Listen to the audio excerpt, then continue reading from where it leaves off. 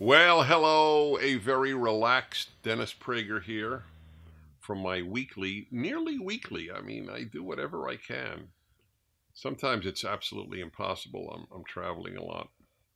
But what I will do then is I'll try to still squeeze it in or do one in advance before the trip.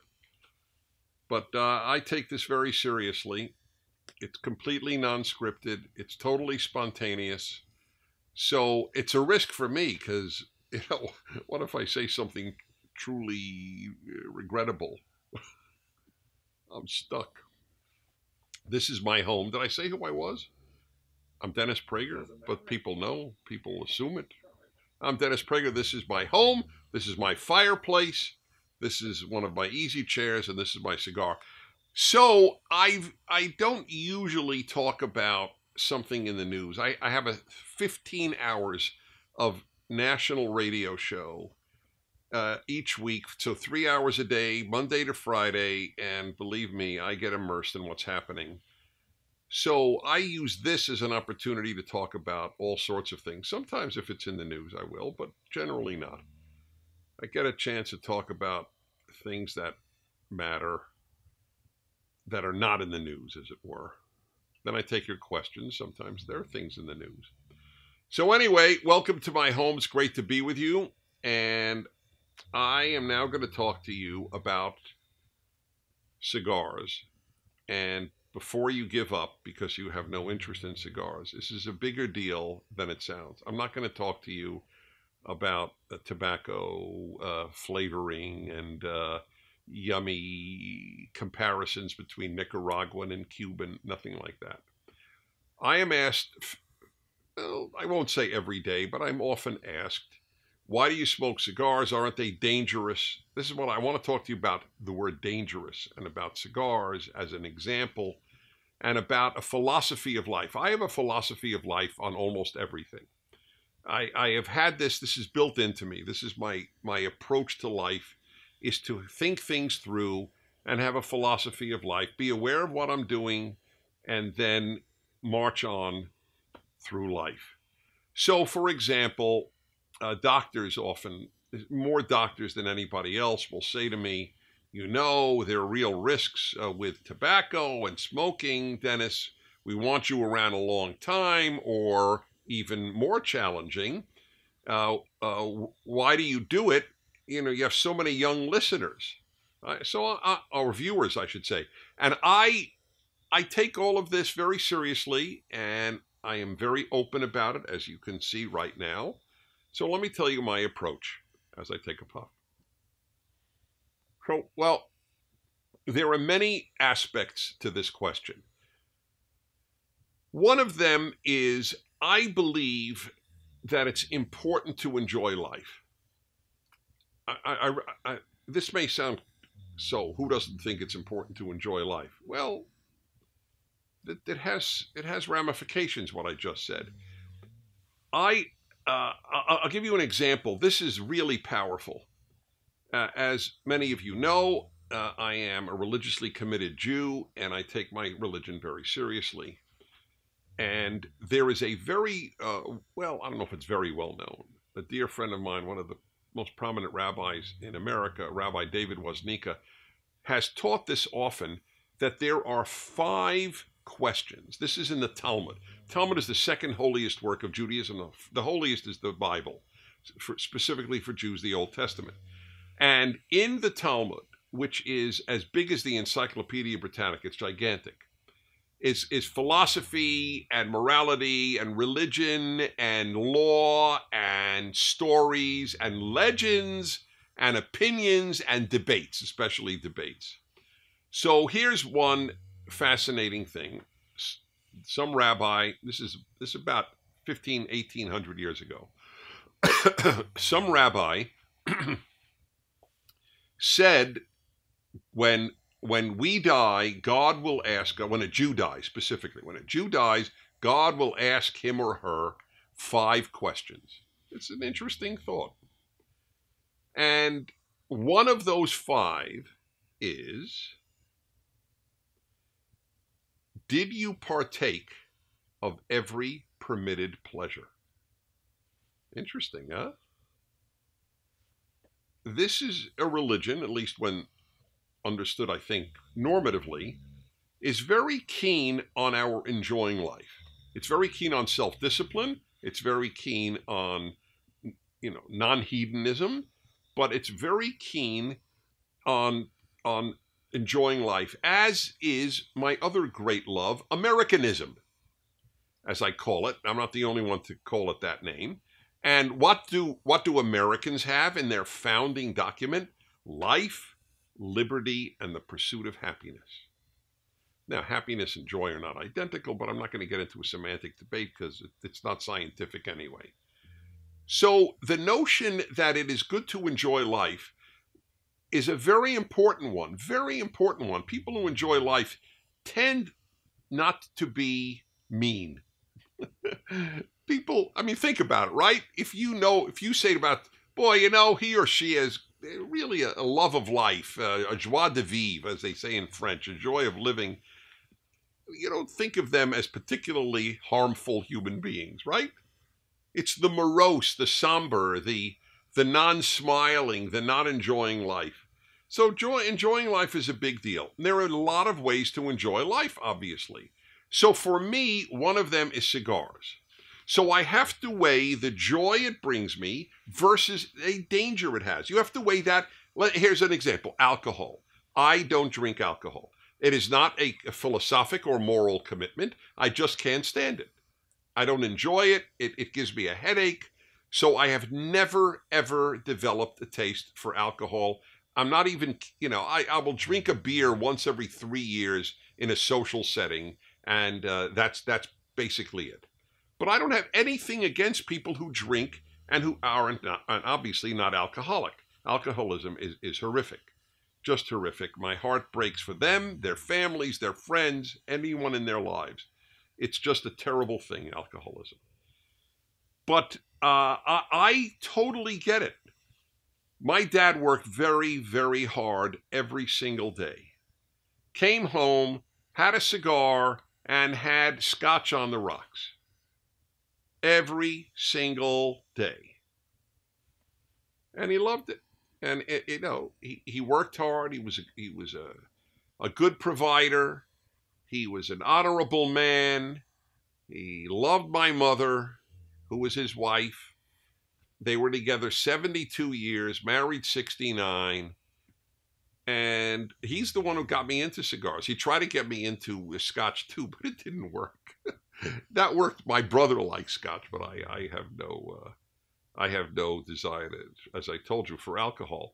But again, you could say, isn't alcohol dangerous? Believe me, alcohol is far more dangerous than cigars.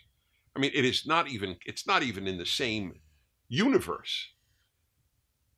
First of all, there's no such thing as addiction to cigars. There's addiction to cigarettes. I'm going to talk about the huge difference between cigarettes and cigars in a moment. There's no such thing as people write to me, oh, you're a cigar addict, as if they know me anyway. I have a cigar a day, that's true. But you know what? There are weeks that go by that I don't smoke when I'm on the road, and there's no possibility.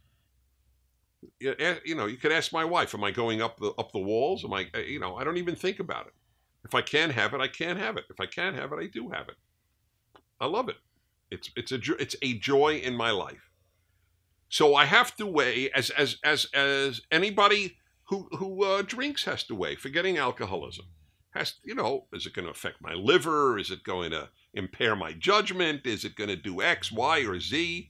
You could ask 1,000 things, right? So people weigh. You have, in all of life, everything you do, everything has a price. If even good things have a price, everything has a price. If you spend your day reading books, it has a price because then you didn't do other things. Part of my attitude towards life is know that everything you do, you have paid a price regarding something else that you didn't do or that it leads to. It's just inevitable. That's the way it works.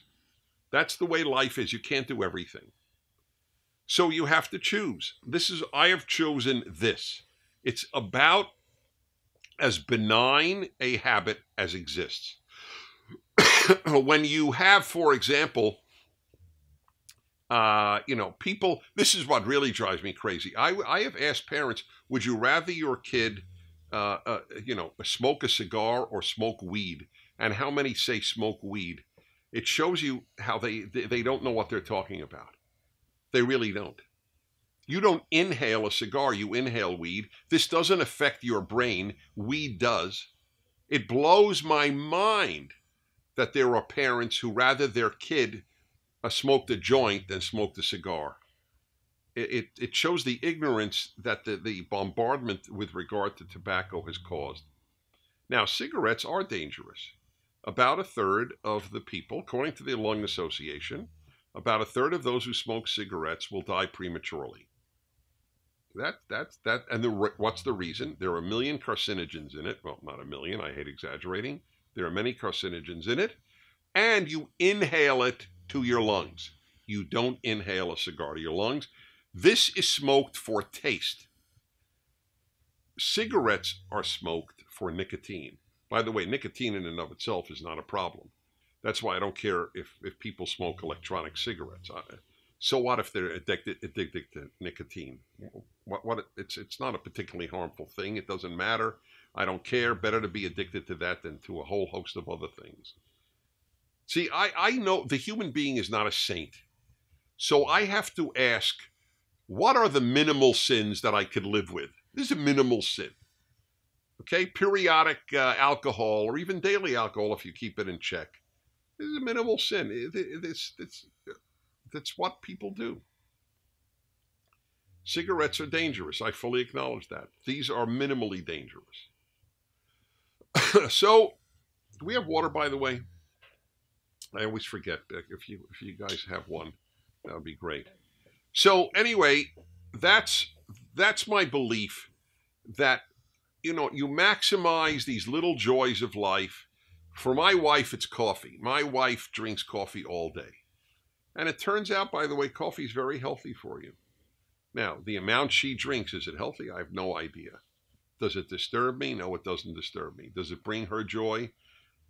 We often say coffee is to her what a cigar is to me. Except I don't smoke a cigar all day and she does drink coffee all day. It's just, you have to live on earth. There was a guy, I don't know if I mentioned this, and I know I mentioned it on my radio show. I even tweeted it out, and I don't tweet enough. I don't tweet much, and I should tweet more. So the Dallas Morning News had an article about a guy. I think I think he's the oldest living American. I think he's 111 or something. And he was asked. So the interviewer said, "I'm sure everybody asks you, what's your secret to longevity?" And he said, "Yes, I'm asked that all the time, and here's the answer I give all the time. My secret to longevity is God and cigars." And I thought, hey, that's my man. That is my man. That God and cigars are secrets to, I'm not that old, but they are secrets to a big part of my joy of life. Thank you very much. God and cigars. By the way, people who are religiously active live 4 years longer. I think that was the latest statistic. Thank you very much. So, my father, by the way, smoked about 4 cigars a day, at least. I smoke 1 a day. He smoked 4 a day, and he lived to 96. And I wouldn't be surprised if they have cause of death, secondhand smoke. It's such a, don't start me with secondhand smoke. Is one of the most exaggerated, nonsensical items that it's lethal. People believe this is a very big problem, what the media can do. If something is repeated enough. My generation grew up with both parents smoking and were the longest living generation in history. How do you explain that? We grew up with secondhand smoke in the car. My father smoked a cigar in the car. It made me sick, by the way. It didn't kill me, obviously. Now, is it bad if your kid has asthma? Yes, don't smoke in front of an asthmatic kid. This is called common sense. But we have a war on common sense. I had a feeling it went out. 1 minute. It did. I forgot my lighter. I didn't come well prepared to this particular one. No water and no lighter. That's terrible. All right. Anyway, that's the story. I want you to enjoy life. And you know, it's so amazing. The war on cigars is at the same time as the war to liberate weed. This doesn't tamper with my brain. It bothered me a great deal when and if my kids would smoke weed. I don't like tampering with the brain. Nobody gets dull. Hey, let me ask you a question, or even about cigarettes, for that matter. Would you rather your airplane pilot smoke the cigarette in the cockpit or smoke the joint? Huh? That's perfect. Thank you. All right. Is it time for questions? And if you got more on that, you know, send them in. I'm more than happy to answer things about that too. This is I love when people enjoy life. You know, I go all over America constantly. I fly virtually every week, somewhere in the country. In fact, I'll be headed to Romania to speak. Thanks to PragerU, I'll be speaking in Romania, because people watch our videos all over the world, and I get invited all over the world, but I can't obviously do it all. When are we going to Romania? I'll let you know how that went. Speak to 1,000 young people in Bucharest, and I don't know how many in another city. So that's a wonderful thing. And this is, as I say, another one of the joys. That's why I'm a big fan of hobbies. Hobbies have always brought me a lot of joy. I work very hard, try to lead a good life, try to be a good dad, good husband, good friend, good worker. And I also want my little joys. My joys may not be your joys, and your joys may not be my joys. But if they don't compromise your values, and they don't compromise unduly your health, and they don't compromise other important things, have a great time. Yep, it's important. Okay. Remember, God will ask you why you didn't partake of any permitted pleasure. Here we go. All right, let's see. All right, we'll do, well, since it's related, I'll do that afterwards. Remind me, okay? Because it's about cigars, but I'll move on to other subjects. Okay, Jeffrey, 18 Boston. Hello, Jeffrey, 18 Boston. Woo. Hi, Dennis. Hi, Jeffrey. It keeps scrolling down, so let me hold on. Hi, Dennis. When you say that no religion has ever stated they were against capital punishment, how do you explain a Catholic's view?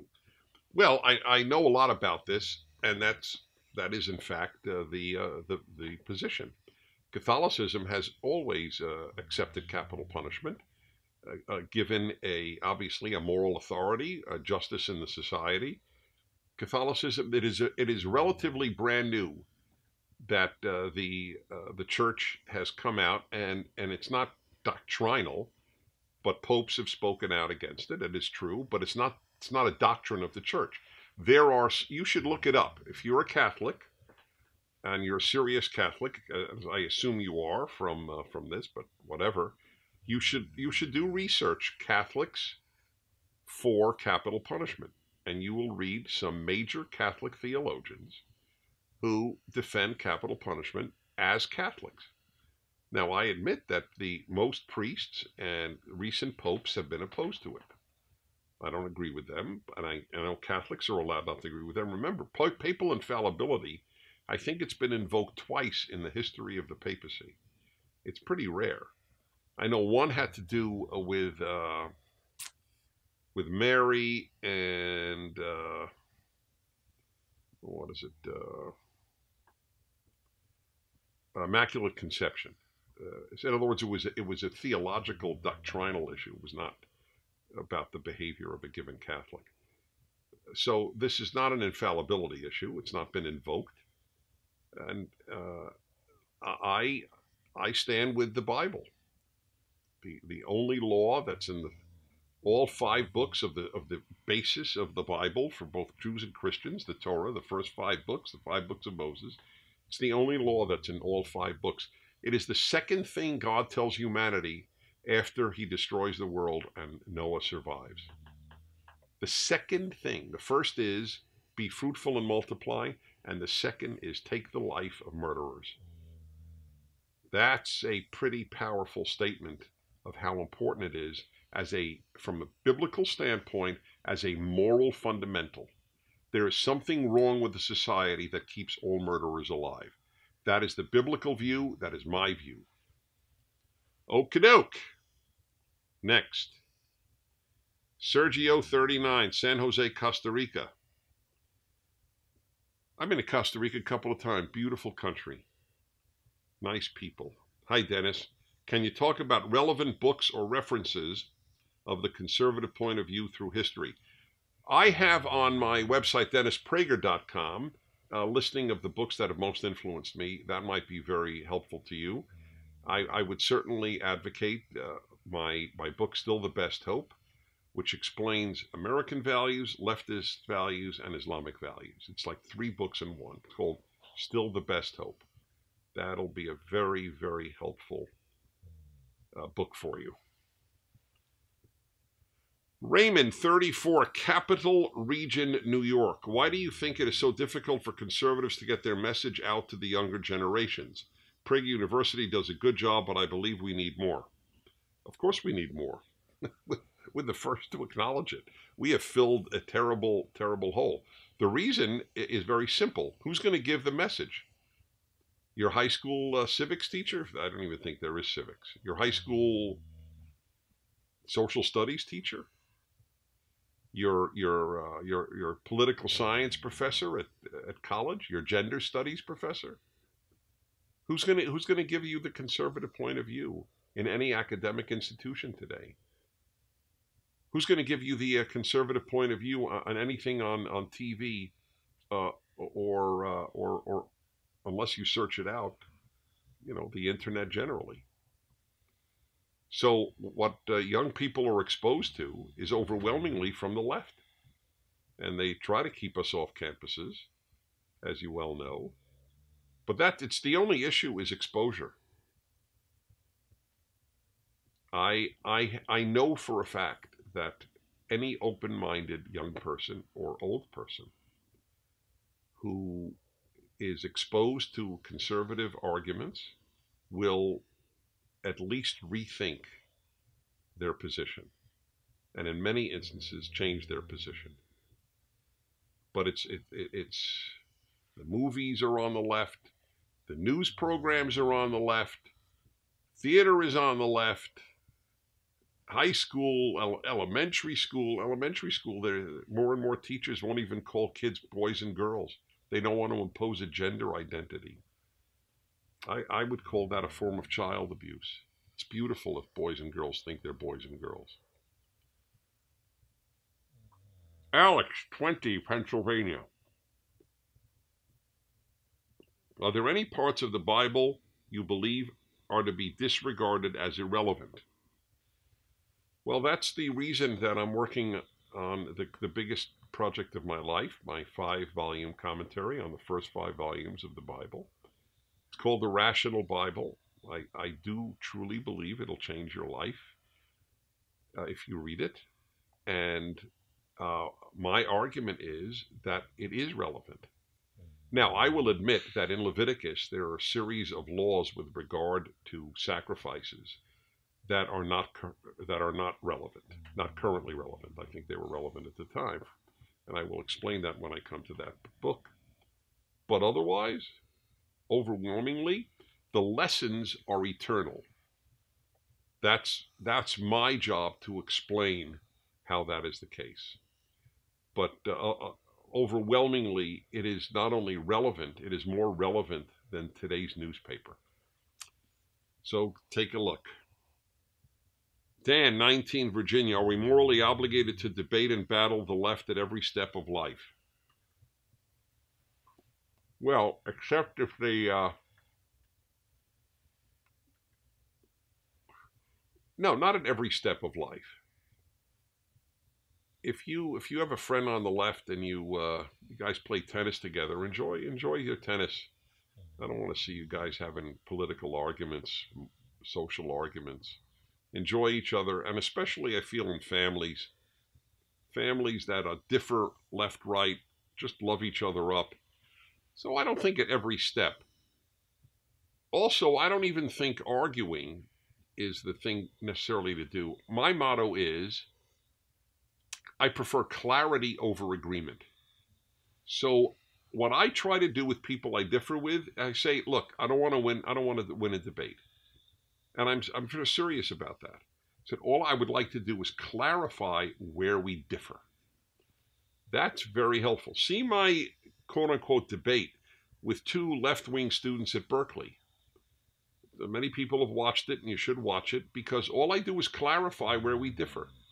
And it's very helpful for people. Haven 21, Lucas, Michigan. I have always wondered why Jewish people encourage secularists to abide by Christianity. For example, Ben Shapiro encourages people to become Christians. But if Judaism is the highest truth, wouldn't Jews want everyone to become Jewish? It's fascinating, but that is not the goal of Judaism. The goal of Judaism is not to bring the world to Judaism. The goal of Judaism is to bring the world to the God of the Hebrew Bible. And if the way you get there is to return to your Christian roots, we're thrilled. It's fine with us. Judaism never claimed to be the only way to salvation. Never. It is not even hinted. It is not the only way to get to heaven. Judaism believes that good people go to heaven and bad people don't. God is a moral God. He judges people by their behavior. And if you're a good Christian, hey, that's terrific. That's why I speak of Judeo-Christian values so frequently. Not Judeo-Christian theology. Of course, we have different theologies. But Judeo-Christian values, overwhelmingly, that is a valid and important term. So that's why. The highest truth is the truth, in my view, is the truth of the Torah. But there's no reason for non-Jews not to affirm it. Benjamin Franklin did, and he wasn't a Jew, and he wasn't a traditional Christian believer in the Trinity. He's what I call an ethical monotheist. That's our goal. John 22. How's our timing, boys and girls? Yeah? John 22, Pasadena, California. Should you date outside your religion? That's a toughie. I have a better answer to should you marry outside your religion. Who you date is not the same thing. I believe ideally people should marry members of the same religion, whether they convert to that religion or they're both already there. There are many ways in which marriages can have tension. Why add another one? Now, if both of you have no religious instincts or feelings or commitments, then that's probably best for you to marry another nothing, or none, as they say, N-O-N-E. Maybe so. Although even then it's not so easy, because when you have kids, all of a sudden it might be of concern. Well, how do I want to raise my kids? Marriage is not just about you unless you're certain you don't want kids. If you want children, then it is a question worth dealing with before you get married. It's tough stuff because you could really love a person who's terrific. And then this could be an obstacle, but it can be. I know someone who's deeply in love with someone, and yet one of them is an atheist and one is not. And the one who is not says, well, I don't want to raise my children as atheists. And I want to share this commitment to a higher power. And I understand that. Love does not conquer all. I wish it did, but it doesn't. So it's something to think about. So with that, and enjoying one of the permitted pleasures, thank you for being with me. We love to hear from you. Watch the PragerU videos. And with that, Until next week, I'm Dennis Prager, and bye from my home.